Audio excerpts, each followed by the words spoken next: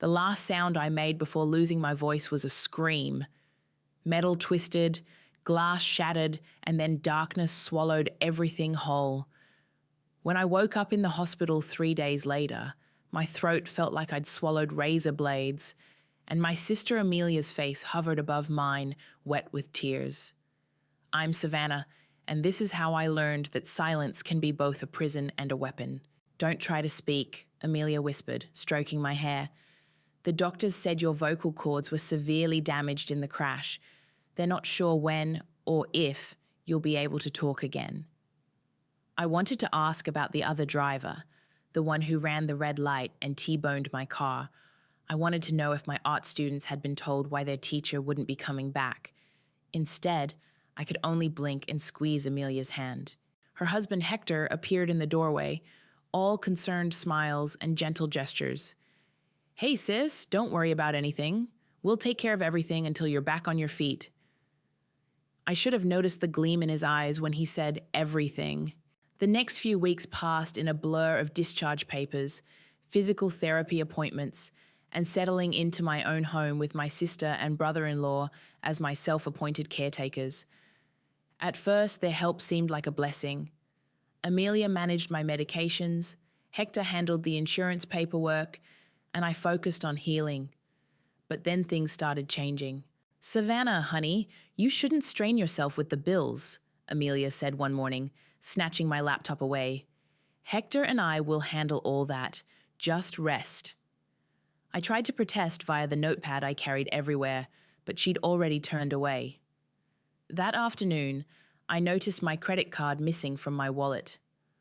Oh, I put it somewhere safe, Hector said when I frantically showed him the empty wallet. You're not in any state to manage money right now. The next day, my car keys disappeared. We can't have you driving in your condition, Amelia explained, her voice dripping with concern. What if something happened? I watched through my bedroom window as Hector drove away in my car that evening. The help became suffocating. Amelia started logging into my email to handle correspondence. Hector changed my phone's password for security. My art supplies vanished because the fumes might be harmful during recovery. One evening, I heard them in the kitchen while they thought I was asleep. She's getting worse, Amelia was saying.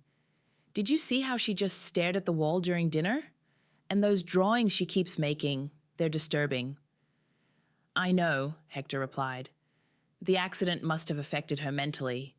We might need to consider more permanent arrangements for her care. My blood ran cold. I hadn't drawn anything in weeks. They'd taken all my supplies. The next morning, I found my diary open on the kitchen counter. Amelia sat there, reading it aloud to Hector with exaggerated concern. Listen to this entry, she said. They're watching me, taking everything. I don't feel safe. Oh, Hector, her paranoia is getting worse. I hadn't written that. The handwriting was similar to mine, but it wasn't mine. That night, after they went to bed, I crept to my study, only to find it locked.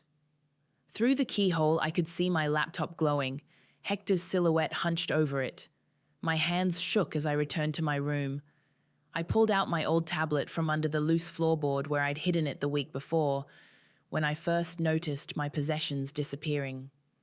With trembling fingers, I composed an email to my childhood friend, Destiny. Something's wrong, really wrong. Can't talk, literally, need help. Don't tell anyone you heard from me. Please. I hit send and quickly deleted the email from my sent folder.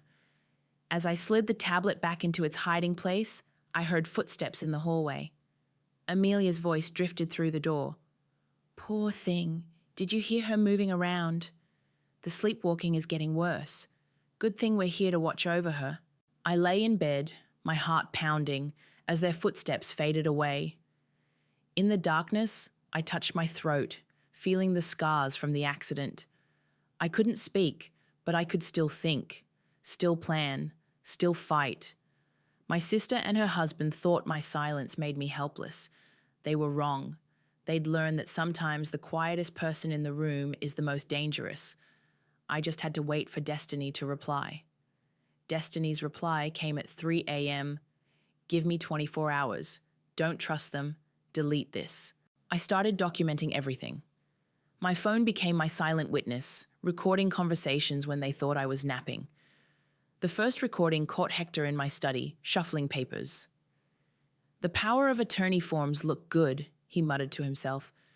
Just need to backdate them before the accident. I set up my tablet to record through my partially open bedroom door. Every night I watched them raid my home like thieves, growing bolder with each passing day. One evening, Amelia hosted what she called a family update in my living room. I sat in the corner, wrapped in a blanket, playing the role they'd created for me, the mute, helpless invalid. It's getting harder, Amelia sobbed to our cousin Rachel. Yesterday, she tried to leave the house in her pajamas. When I stopped her, she just stared at me, like she didn't even know who I was. I hadn't left my room that day. The doctors mentioned potential brain damage, Hector added, his voice heavy with manufactured concern. We're doing our best, but she needs constant supervision. Rachel patted my hand. You're so lucky to have them, Savannah. I smiled vacantly, just as they expected. Meanwhile, my phone recorded everything from my pocket. Later that night, I heard my car pull into the driveway. Hector had been taking longer trips in it, always returning after midnight. I crept to the window and watched him unload shopping bags, designer clothes, electronics, things I'd never see but would undoubtedly find on my credit card statement. The next morning, Destiny's promised help arrived in the form of a secure messaging app installed remotely on my tablet. Check your real estate records, her message read. Something's not right. It took 3 days of waiting for Amelia and Hector to leave before I could access my home office computer. What I found made my hands shake, paperwork transferring my house deed to Amelia's name, waiting only for final signatures. I've got a friend in digital forensics, Destiny messaged. Every document they create, every email they send, we can track it all. I placed a small camera in my study's air vent that evening. At 2 a.m., it captured Hector practicing my signature over and over on blank papers. Almost perfect, he muttered, holding up a check next to an old signature of mine. Just need to make it looser, like her hand was shaking. The next day, Amelia brought in a new visitor, a psychiatrist named Dr. Warner. I recognized the name from their late-night conversations. Savannah, he said kindly, your sister tells me you've been having episodes of confusion and paranoia. I stared at him blankly, playing my part while my phone recorded in my pocket. See? Amelia's voice cracked. She's completely withdrawn. Sometimes she writes these bizarre notes about being watched, about us stealing from her. Dr. Warner nodded sympathetically. Classic paranoid delusions. Has she shown any violent tendencies? Not yet, Hector said quickly. But we're worried. She paces at night, stands in doorways watching us. Yesterday, I found her in the kitchen holding a knife, just staring. Another lie. I hadn't been allowed in the kitchen unsupervised for weeks. After the doctor left, I sent the recording to Destiny. Her reply was immediate. The doctor's license was suspended last year. He's not legally practicing. Keep recording everything.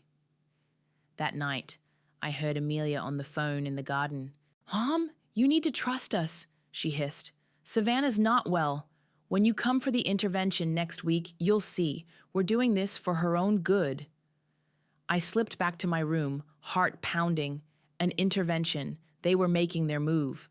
Opening my tablet, I found an email from my bank about unusual activity. New accounts had been opened in my name, credit cards I'd never seen, loans I'd never requested. A message from Destiny popped up. Got everything you sent. Building the case. But Savannah, there's something else. Your house isn't the only property they're after.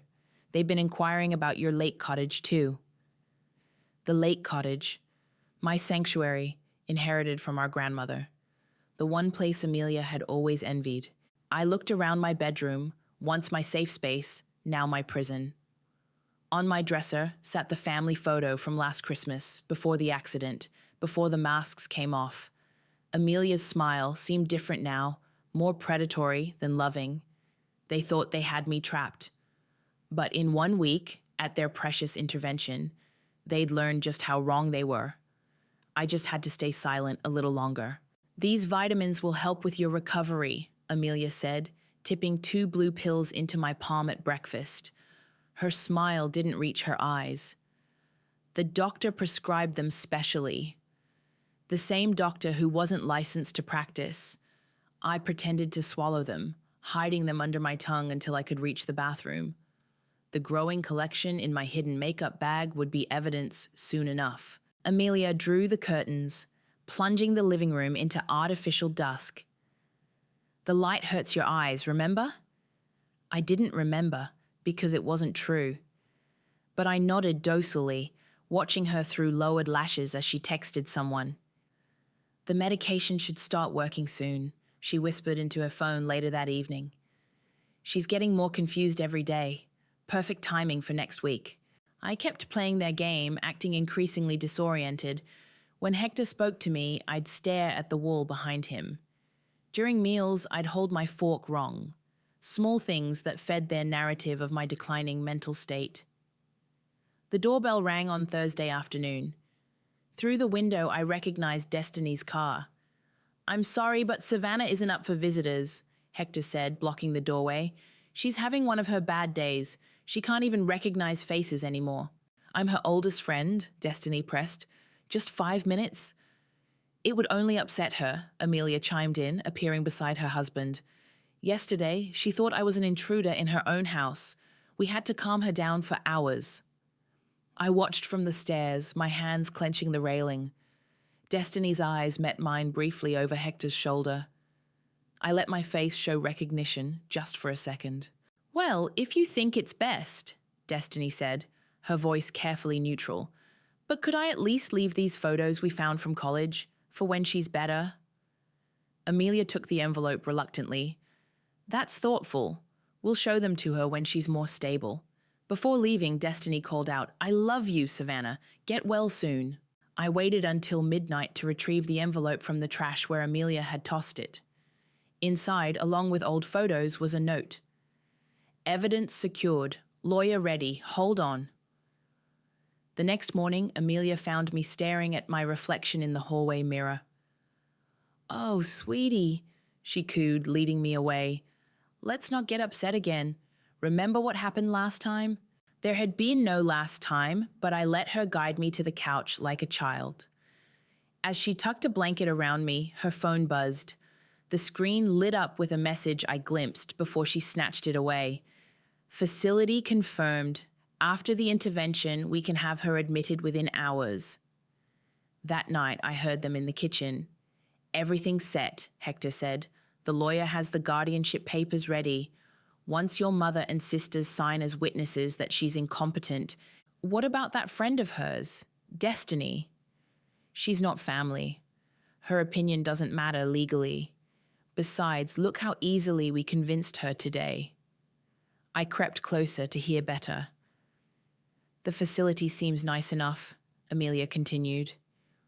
"Not too expensive, which is good since we'll be managing her accounts. Speaking of which, I moved another $50,000 today. Once she's committed, we can clear out the rest." My hidden camera caught Amelia's smile. Finally. No more playing nurse. No more watching every word. Just peace and quiet. "And a very comfortable life," Hector added with a laugh. I slipped away, my heart thundering. In my room, I retrieved my tablet and typed a quick message to Destiny. "They're moving faster than we thought. Facility ready." Her response came immediately. "Documents in place. Police and real lawyer briefed. Don't break character now." The next morning, Amelia brought more pills. "Look, sweetie, these will make you feel so much better." I took them with a vacant smile, letting one drop visibly from my shaking hands. "Oops," I wrote on my notepad, my handwriting intentionally messy. "It's okay," she soothed, picking up the pill. "Here comes the airplane." She treated me like a toddler, making airplane noises as she brought the pill to my lips. I wanted to slap her hand away. Instead, I obediently opened my mouth, adding this new humiliation to my mental tally. Later, I heard her on the phone. "Mom, you have to come. She's getting worse. This morning, she couldn't even take her pills without help. The intervention can't wait." "Yes, Tuesday. Bring Tiffany too. We need everyone there." Tuesday, 5 days away. I touched my throat, feeling the scars that had given them their opportunity. Soon, they would learn that scars aren't just marks of injury, they're medals of survival. I had one chance to get this right. One moment to turn their trap into my weapon. The countdown had begun. The hidden tablet glowed in the darkness of my closet as I scrolled through my bank statements. Destiny's tech friend had recovered everything. $75,000 transferred to an account I'd never seen. 3 new credit cards opened in my name. Loan applications pending on both my properties. "Got the CCTV footage from the bank," Destiny messaged. "Hector's on camera using your ID. Timestamp matches the transfers." A soft knock interrupted my research. I quickly hid the tablet and grabbed my notepad, resuming my vacant stare as Amelia entered. "Just checking on you, sweetie," she said, then frowned at my closet. "Why are you sitting in here?" I scribbled, "Looking for Mom." Her face lit up with false concern. "Oh, honey, Mom isn't in the closet, remember? She's coming to visit soon to help you get better." I let my lip quiver, playing deeper into their narrative of my mental decline. Amelia pulled out her phone, obviously recording my behavior for their evidence. After she left, I returned to my digital investigation. Destiny had sent screenshots of Amelia's search history, involuntary psychiatric commitment requirements, legal guardianship of mentally ill sibling, selling property without owner consent. A message popped up from Curtis, my neighbor. "Got the video you asked for. Your BIL definitely wasn't fixing the garage last week. He was loading boxes into his truck at 2 a.m. I clicked the footage link. There was Hector, carrying what looked like my grandmother's antique silver into his vehicle. More evidence for the growing file. The next morning, I deliberately knocked over my orange juice at breakfast. As Amelia cleaned it up, muttering about my declining motor skills, I glimpsed her phone on the counter. Her message thread with Hector was open. "Called the facility. They need medical records showing deterioration over time." Already handled. That doctor friend backdated everything. Perfect. After Tuesday's intervention, we moved fast. My hand shook with real anger, but I channeled it into my performance, dropping my fork with a clatter. "Oh, sweetheart," Amelia cooed, picking it up. "Let me help you eat." That afternoon, I heard her in the study, presumably on a work call. But when I played back my hidden recorder later, it was something else entirely. "Yes, we'll list both properties immediately. No, she won't be able to contest it. The guardianship gives us complete control. Yes, we already have buyers interested in the lake cottage." My sanctuary. The place where I'd learned to paint, where our grandmother had taught us about art and life. They were going to sell it all. A new email arrived from Destiny.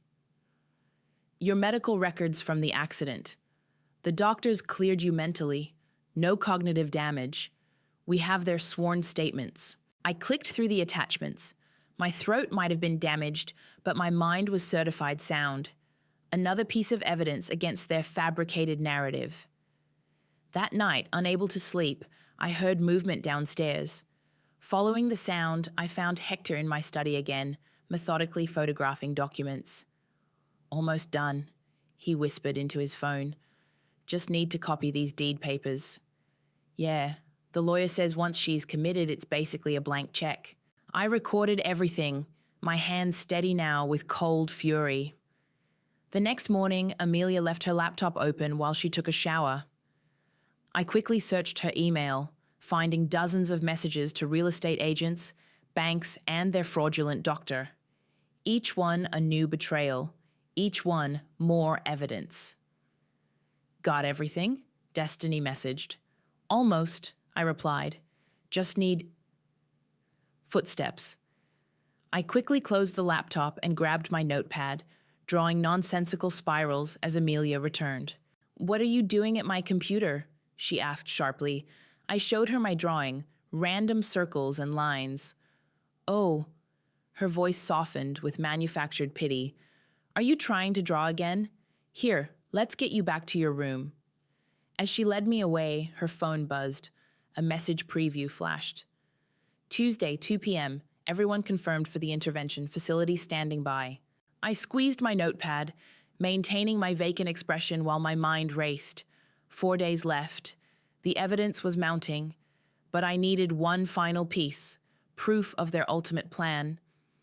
That night, I sent a message to Destiny. "Almost ready, but we need to catch them admitting everything, the whole plan." Her reply came quickly. "Leave it to me.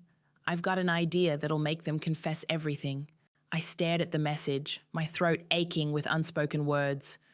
Soon, very soon, they would learn that silence doesn't equal powerlessness.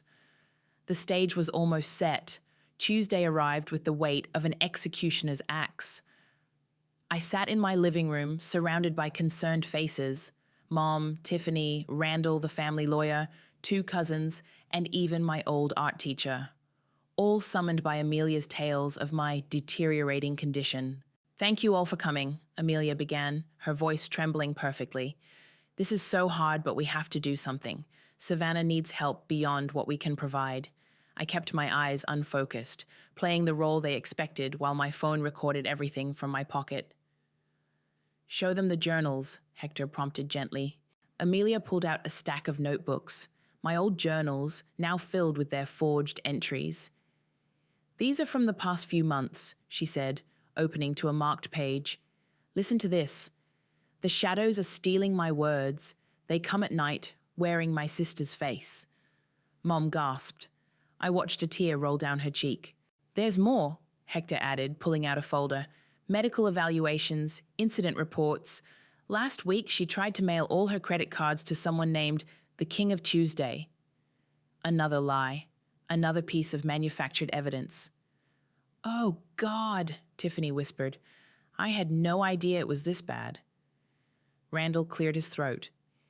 "Given these circumstances, we need to discuss legal guardianship for Savannah's protection." "We've found a wonderful facility," Amelia said, wiping her eyes. "They can help her in ways we can't.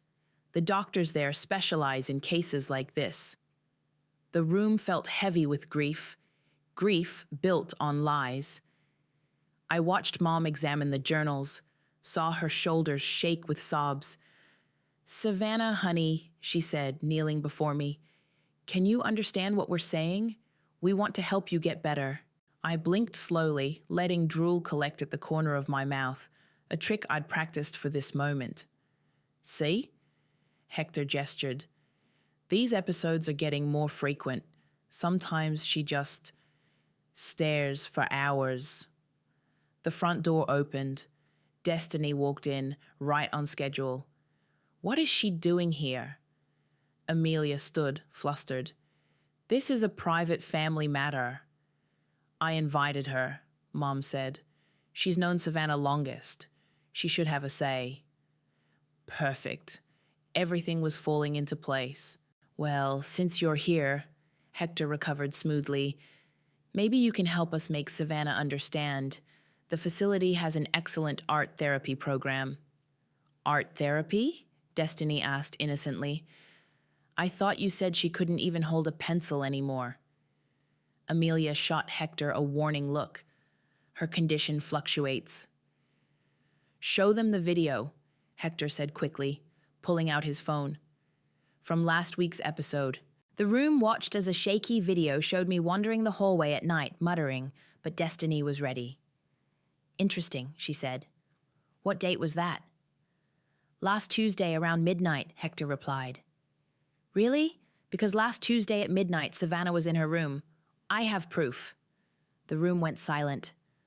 "What do you mean, proof?" Amelia's voice had lost its gentle tone. "Security cameras," Destiny said simply. "The ones Curtis installed after the accident. For Savannah's protection." Hector's face went pale.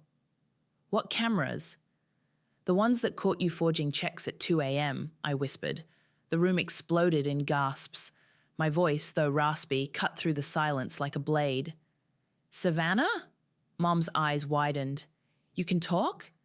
She's confused, Amelia said quickly. This is exactly what we... Play the tapes, I said to Destiny. She pulled out her laptop and suddenly the room was filled with Amelia's voice.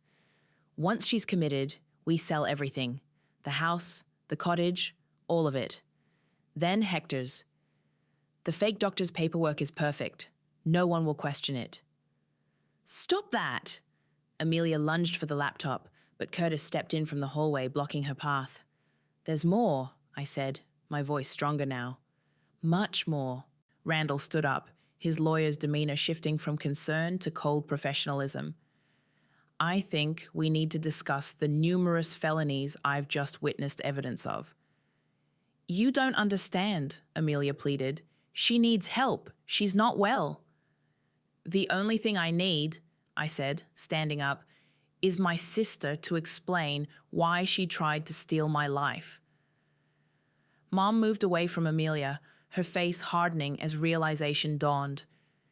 Tiffany was crying again, but for different reasons now. Savannah, Hector tried one last time. Be reasonable. Reasonable? I pulled out my phone. Like you were when you discussed having me put away permanently? Should we listen to that recording too? The room fell silent again, but this time the silence was mine to control. Now, I said, my voice quiet but clear, let's talk about consequences. Let's start with the money, I said, my voice rough but steady. $75,000 transferred from my accounts over 3 months. We were protecting your assets, Hector interjected. You were in no condition. Play the recording from March 15th, I told Destiny. Hector's voice filled the room. Once these transfers clear, we'll close her accounts. She'll never trace it. Mom's hands were shaking. Amelia, tell me this isn't true. It's not what you think, Amelia pleaded. She's manipulating you, just like she always has. She's sick. The only sick person here is you, Curtis spoke up. I saw you forcing pills down her throat last week. What were those, by the way? Randall picked up a small evidence bag from Destiny's laptop case. Sleep medication, crushed and mixed with antipsychotics, obtained illegally, according to the pharmacy records we subpoenaed. You were drugging her? Tiffany's voice cracked. Show them the property documents, I said. Destiny projected scanned papers onto the wall. Transfer of deed, power of attorney, loan applications, all with forged signatures. That's my signature, Mom gasped, pointing at one document. No, I said. That's Hector's version of your signature. Just like this. I nodded to Destiny, who played the video of Hector practicing signatures in my study late at night. You can't prove anything, Hector snarled, his caring facade crumbling. It's her word against ours, and she's clearly unstable. Actually, Randall interrupted, I have her complete medical records from the accident. No cognitive damage, no mental health issues, just trauma to the vocal cords, which has clearly improved. The doctor said, Amelia started. You mean the unlicensed doctor, I rasped. The one who lost his medical license for fraud last year. That doctor? The color drained from Amelia's face. Play the kitchen conversation, I told Destiny. From last week. Amelia's voice echoed through the speakers. Once she's locked away, everything becomes ours. The house, the cottage, her inheritance, all of it. She'll rot in that facility while we live the life she never deserved anyway. Stop, Mom whispered. Please stop. Why? I turned to Amelia. Isn't this what you wanted? An audience? A big dramatic scene about your poor, crazy sister? You don't understand. Amelia's voice turned desperate. We deserved it more. You got everything. The talent, the cottage, Grandma's love. What did I get? A conscience bypass, apparently, Destiny muttered. Randall, I said quietly, Please explain to my sister the legal consequences of what she's done. The lawyer stood, his voice clinical. Fraud, theft, conspiracy, attempted illegal confinement, unauthorized practice of medicine, forgery of legal documents. We're looking at significant prison time. You can't prove, Hector started. Actually, Curtis interrupted, every document, every conversation, every late-night theft is recorded.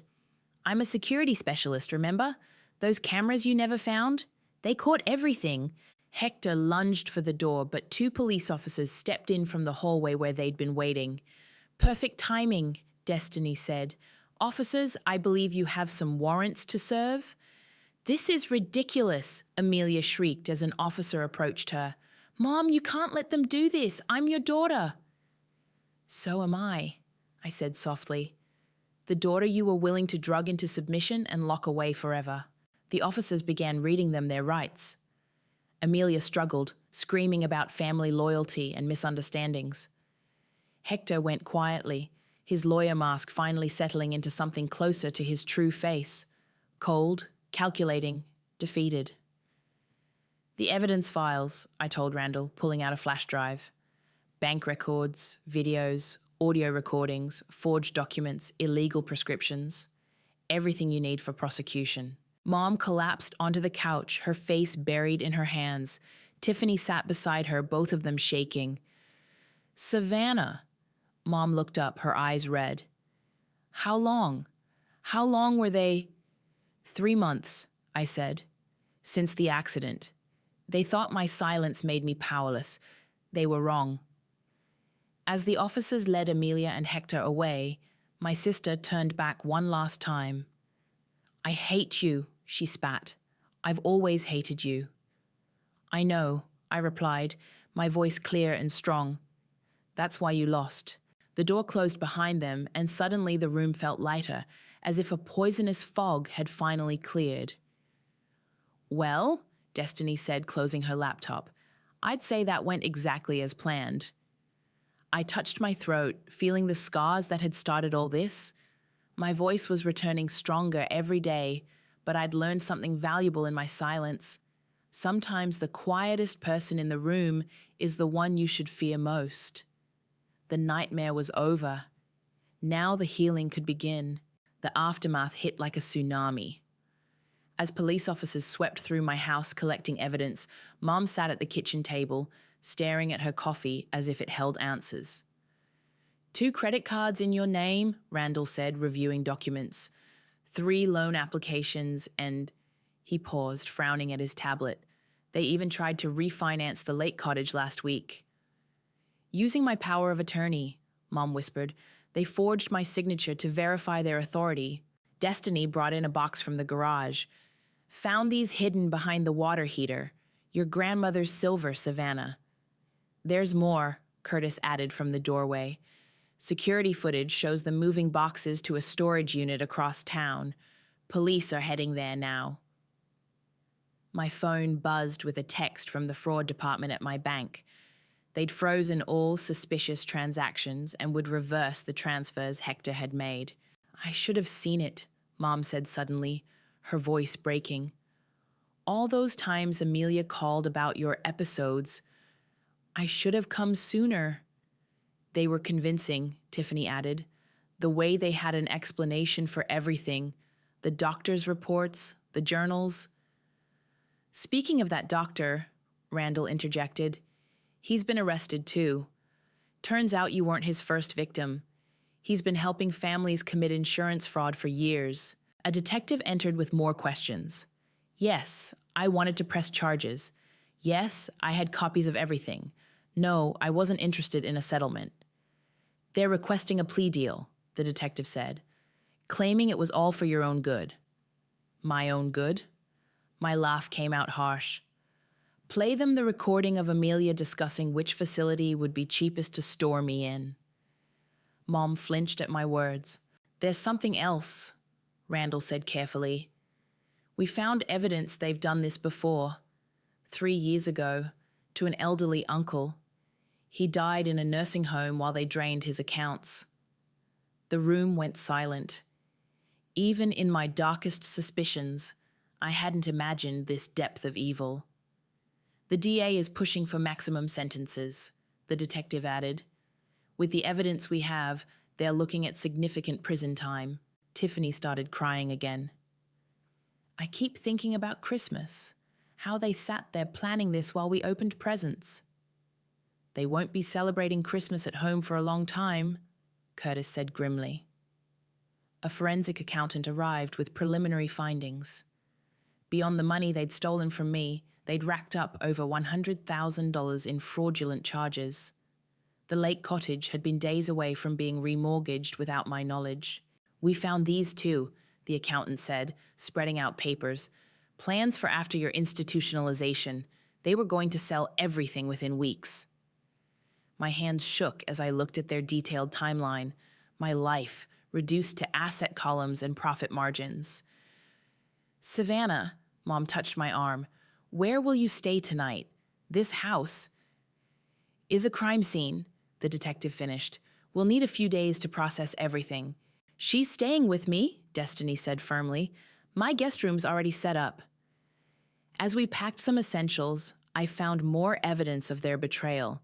Hidden cameras they'd installed to spy on me, recordings of their own where they mocked my silence, a draft of the commitment papers they'd planned to file. Wait, Randall called from the study. There's more. He held up a stack of mail. They've been hiding your correspondence, letters from your art students, invitations, bills, everything they didn't want you to see. Among them was a letter from my old gallery. They'd sold 3 of my paintings and had been trying to reach me for months. They didn't just want to steal your money, Destiny realized. They wanted to erase your whole life. Mom stood in the doorway, looking lost. I don't know how to fix this. You don't have to, I said, my voice stronger now. Some things can't be fixed. They can only be survived. As we left, Curtis handed me a final piece of evidence, a video from the night before the intervention. Amelia and Hector in my kitchen, laughing about their plans, celebrating their anticipated victory with my best wine. Keep it, I told him, for the trial. In Destiny's car, I watched my house disappear in the rearview mirror. The home I'd loved had become a catalogue of betrayals, each room holding a different nightmare. You know what the worst part is? I said quietly. They thought they were so clever. They never imagined I could fight back. That was their mistake, Destiny replied. They thought silence meant weakness. As we drove away, my phone buzzed with updates. Amelia and Hector in custody. Assets frozen. Justice in motion. But justice, I was learning, doesn't heal the heart. That would take longer than any prison sentence. The Lake Cottage windows reflected the morning sun as I unlocked the door. The familiar scent of pine and old wood wrapped around me like a grandmother's embrace. This place had survived Amelia's schemes untouched, pristine in its simplicity. Perfect spot for your new studio, Destiny said, carrying in art supplies. Better light than your old house ever had. I touched the rough wooden walls, remembering childhood summers spent watching Grandma paint. She'd always said Amelia was too impatient for art, too focused on the end result rather than the journey. The doorbell rang, Mom and Tiffany carrying boxes of rescued belongings from my old house. The realtor says she has 3 offers already, Mom said. Are you sure about selling? The house holds too many shadows now, I replied, my voice clear and strong. This is where I belong. Tiffany unpacked my brushes, arranging them carefully. The DA called this morning. Amelia's refusing all plea deals. Says she'll tell her side of the story in court. Let her, I said, setting up my easel by the window. The evidence speaks louder than her lies. Curtis arrived with the last of my security cameras. Just in case, he said. Though I doubt they'll be sending anyone to bother you from prison. I started sketching as they worked around me, the familiar motion of charcoal on canvas soothing my nerves. The picture emerged slowly, a woman standing in shadows, reaching toward light. That's powerful, Mom said, watching over my shoulder. Will you show it at the gallery? Along with the others, I'm calling the series Silence and Sound. Destiny brought in groceries, filling the cottage with domestic sounds that chased away memories of forced isolation. Randall sent an update. They found more victims. 3 other families Hector and Amelia tried to scam. They're all pressing charges. Good, I said, adding darker shadows to my sketch. They need to face everything they've done. The afternoon sun streamed through windows that no one would close to protect me. My phone buzzed with messages from my art students, excited about resuming classes in my new lakeside studio. Look what I found, Tiffany called from the spare room. She emerged with an old photo album. Remember this summer, when Grandma taught us all to paint? The photos showed 4 of us on the dock, me, Tiffany, Mom, and Amelia, all holding paintbrushes, all smiling, before greed poisoned everything. We could have helped her, Mom said softly, touching Amelia's face in the photo, if she'd just asked, instead of... She didn't want help, I interrupted. She wanted everything, my voice, my home, my life. But she lost everything instead, Destiny added. I returned to my canvas, adding touches of light breaking through the darkness. Not everything. She showed us who she really was. That's a gift, in its own way. A text from Randall. Trial date set. You ready? I typed back, ready to speak my truth. The cottage filled with evening light as we ordered pizza and opened wine. No more forced medications, no more monitored meals, no more pretending. To new beginnings, Mom raised her glass. To karma, Tiffany added. To finding your voice, Destiny smiled. I touched my throat, feeling the scars that had taught me strength could come in many forms. To truth, I said clearly, even when it hurts. Later, alone on the dock, I watched the moon paint silver trails on the water. The same view Grandma loved, now mine to protect. Behind me, the cottage glowed with warm light and friendship, healing the wounds of forced silence. My phone lit up with another message from one of Amelia's other victims, thanking me for exposing the truth, for giving them all their voices back. I started humming, testing my strengthening voice against the night air. The tune was uncertain at first, then grew stronger, like me. Inside, I could hear laughter and conversation, the sounds of real family. Not the false concern that had imprisoned me, but genuine love that set me free. I picked up my sketchbook and began to draw, letting the story flow through my fingers. Some tales need to be told in pictures, others in words. Mine needed both, a testament to survival, to finding strength in silence, and to the power of finally speaking truth.